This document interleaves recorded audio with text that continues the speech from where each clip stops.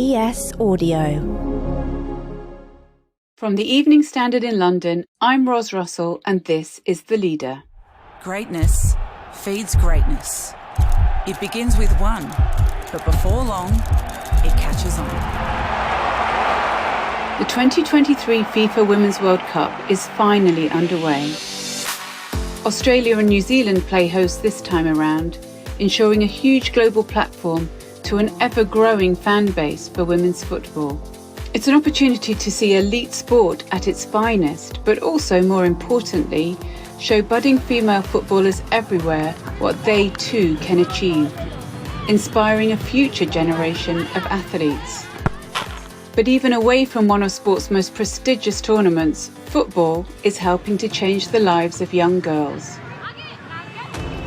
For this special episode of The Leader, our education series Let Girls Learn is taking over. Once a month, we travel the globe to shine a light on innovations as well as solutions that are helping girls to fulfill their right to education and healthy, productive futures. And today we're going to Goregaon, a crowded, dusty, low-income suburb of India's bustling megacity, Mumbai. Here, a football project called Kick Like a Girl is not only giving aspiring female footballers new skills in dribbling, tackling and scoring goals, it's also giving them the chance to complete their education, something that their mothers never got to do. Evening Standard journalist Lottie Stevenson travelled to Goregaon in Mumbai to find out more about the project. She joins me now. Lottie, what were your first impressions when you arrived? Well, I'd never been to India before this particular trip, and I was blown away by the noise and energy and density of this particular area of Mumbai. It's a very busy suburb of the city, probably best known for its railway station and motorway flyover. So that should just kind of give you a picture of how vibrant and noisy it is. It's a mix of high-rise apartment blocks and very large areas of low-income housing, basically slums, which are very densely populated. Living here is really intense. There's constant noise from the road, the railways, and the number of people. It's incredibly dusty. When we parked there to go and do our interviews, by the time we came back to the car a few hours later, the dust was thick enough to write your name in. Families in Goregaon are from low-income backgrounds, and many have come to the city from the rural areas to try and ensure an education for their children. It's more difficult for girls, who are often pulled out of school because of the expense, the burden of their household chores, or due to poverty pushing them into marriages very young. Although literacy levels are rising across India, they're still low, especially for girls and women. The latest figures released by the Indian government show that 22% of women are still unable to read or write. The Oscar Foundation is a grassroots organisation formed in Mumbai 12 years ago. It's working to combat this. Its football programme incentivises girls from low-income backgrounds to stay in education. Now, I was there with the Oscar Foundation visiting two girls, Saloni and Arti, who are involved with their programs, and they both live in one of the largest slums in Goregaon. And to get to their homes, you enter through a kind of long market street, which has a dusty dirt road, and there are people there selling everything from electrics to food. But off this main street, there are a warren of little tiny lanes where all the housing is. And these are hundreds of very small houses, all built on top of each other. It's incredibly dense, incredibly cramped. And the girls were kind enough to invite me into their homes. Just to give you a picture of what they were like, they were immaculately tidy and well looked after, but absolutely minuscule. Artie is one of 6 girls in her family. She's the youngest. She's got 5 older sisters. And for the 8 people, including her parents, they lived in 2 rooms. So you enter her house from a very steep metal staircase that connects to the ground floor where the lane connects to the housing area. And you climb up this incredibly steep metal ladder. On the first floor, you reach a very small room, probably about 6 foot by 6 foot. That's where her parents sleep. And then above that, there's another room a little bit bigger, and that's got the kitchen in it. And her parents sleep downstairs in the main room, and then the children sleep upstairs in what's effectively the room with the kitchen in it. But what struck me most about those homes was the lack of furniture. There wasn't a table or a bed or a chair anywhere to be seen. So the chance that Oscar offers them to have open space, to be able to play outdoors and get some light, it's such a huge contrast from the homes that they live in day to day. One of the biggest pressures for young girls living in these communities are that often the housework responsibilities will fall to them, and there's a huge amount of pressure on their time. And the other girl who I was visiting, 13-year-old Saloni, explained a little bit about how those pressures can have an impact on their education. Some of my friends have left their school because of their family pressure. So staying in school, it is very difficult for us. We have responsibilities of house, as well as we have many homeworks and assignments from school. In Oscar Foundation, of course I play football, but I also gained my confidence. They have helped me a lot.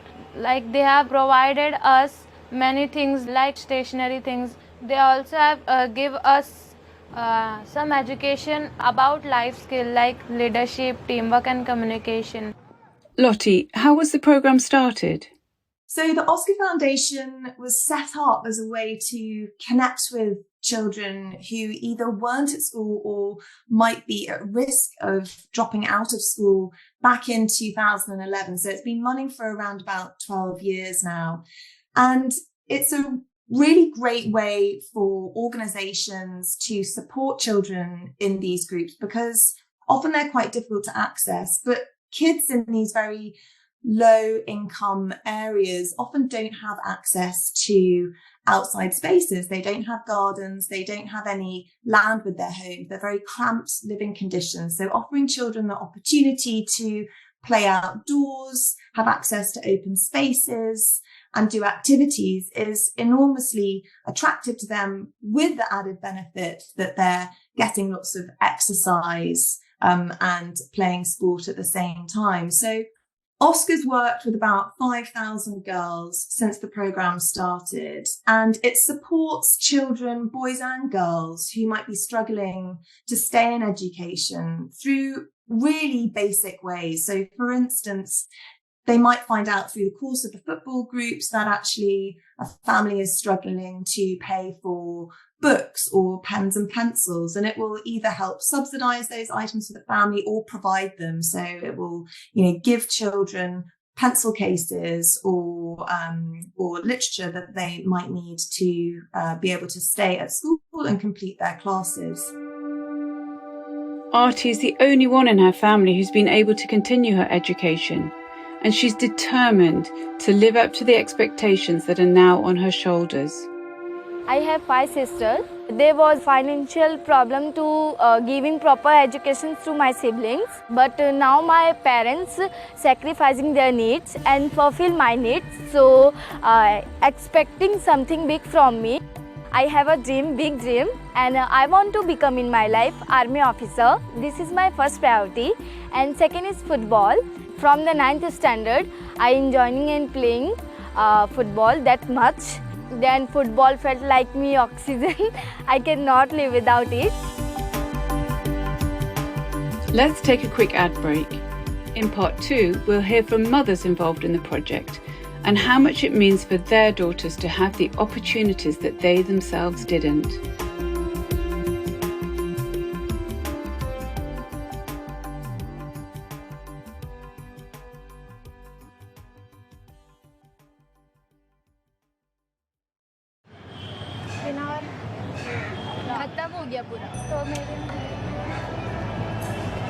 Welcome back.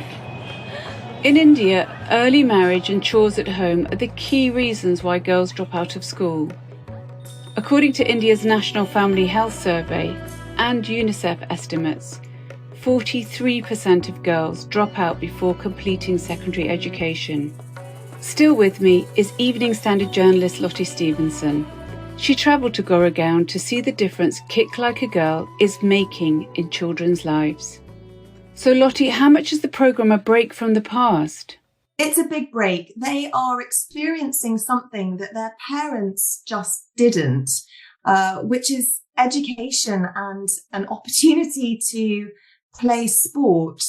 Saloni described to me how she's lost a lot of her friends at school now. She's only 13 years old, but already some of her peers are being pulled out of school or dropping out of school because of financial pressures from their families. They either can't afford to pay to keep their children at school, or the parents might need extra help at their workplace, and the girls are expected to contribute to the family finances.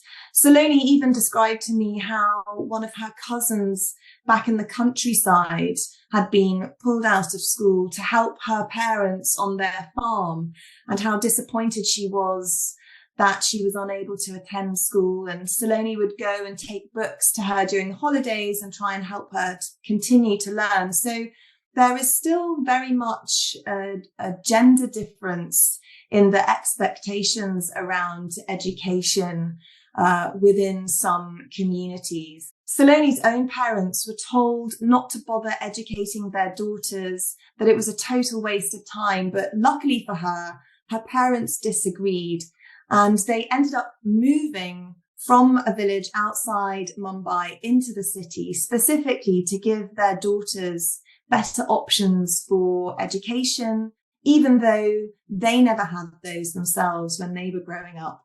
And we can hear a clip now from Saloni's mother, Mosambi. We were experiencing a lot of problems in the village. I was telling my husband, in my life I was not educated, and neither were you. So let's give these girls a chance to learn and make something of themselves. If Saloni wants to study, she should. Both our daughters should. If they want to pursue a dream, we should help them. It is a struggle, but we must try. Even in a big city like Mumbai, the girls have faced teasing and discrimination. My journey of football was not easy for me. People used to say that don't send her to play football, it's only for boys. Don't make her wear shorts, it's not good for her. But my parents stood against them and told me to do whatever I want to do. One thing is for sure, these girls are nothing if not strong-willed. In September, Saloni and Arti will be joining a group of 20 children from across India connected to Oscar Foundation, who will be travelling to London to play matches against teams across the UK. They can both hardly contain their excitement over their upcoming adventure. In my community, no one is having a passport. At the age of 13 and getting passport and going to UK, it's big thing for me. So visiting there and watching new people and learning new things is a big opportunity to me. Oscar से मुझे opportunities बहुत सारी मिली है. Oscar has given me a lot of opportunities. I will get to play matches, get to see the country. I want to see the country. I've already seen India, now I want to see London. I always used to imagine that we'll get to see it one day, but now it's turning into a reality. And I will feel the place. That will be the most memorable day of my life. In future, when I get more successful, I want to come in my community and help other students so that they can have a proper education. I will show them that what more girls can do even when they face this much responsibility from their families. My parents are supporting me, so I want to send this message to other parents that please give chance to girls. And that's it from this special Let Girls Learn episode. You can find out more about the series on our website, standard.co.uk. Next month, we'll be in Mozambique to see how girls' education is crucial to wildlife conservation. The Leader podcast is back on Monday at 4 p.m.